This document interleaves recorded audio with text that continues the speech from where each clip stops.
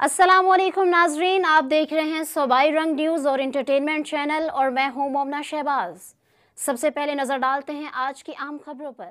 Rawalpindi पोठोहार young journalist association के सालाना इंतखाबात सन 2024 में प्रोफेशनल पैनल ने फतह कामरानी का सुनहरा चमकता दमकता ताज अपने सर पे सजा लिया, जबकि राइजिंग पैनल से उम्मीदवार बराए सदर सबा शाहीन प्रोफेशनल पैनल के उम्मीदवार बराए सदर शराज अहमद शराज के मद्दे मुकाबल 4 वोट्स हासिल करके 44 वोटों से जीत गईं।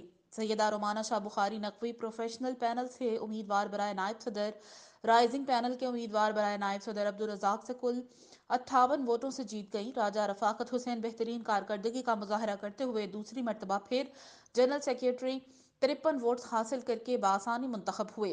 राजा रफाकत हुसैन उम्मीदवार बराए जनरल सेक्रेटरी प्रोफेशनल पैनल के मद्दे मुकाबल राइजिंग पैनल के उम्मीदवार बराए जनरल सेक्रेटरी सरदार आफ्ताब इकबाल थे, जिन्होंने 32 वोट हासिल किए।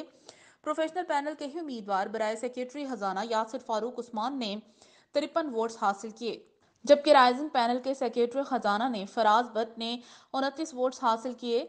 उम्मीदवार बराए सेक्रेटरी इतलात और नशरियात सैयद काशिफ रजा शाह बुखारी नकवी प्रोफेशनल पैनल ने 54 वोट हासिल करके सहरा जीत अपने सर सजाया।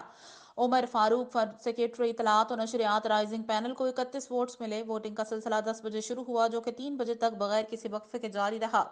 उम्मीदवारों ने ऑनलाइन वोट भी 12 बजे दिन से दोपहर 3 बजे तक अपने पसंदीदा उम्मीदवारों को डाले। पोठोहार यंग जर्नलिस्ट एसोसिएशन ने बाकायदा नताइज का ऐलान कर दिया। चौधरी बाबर औरंगजेब ने election commission Pothohar young journalist association की तरफ से नताइज पर दस्तखत कर दिए।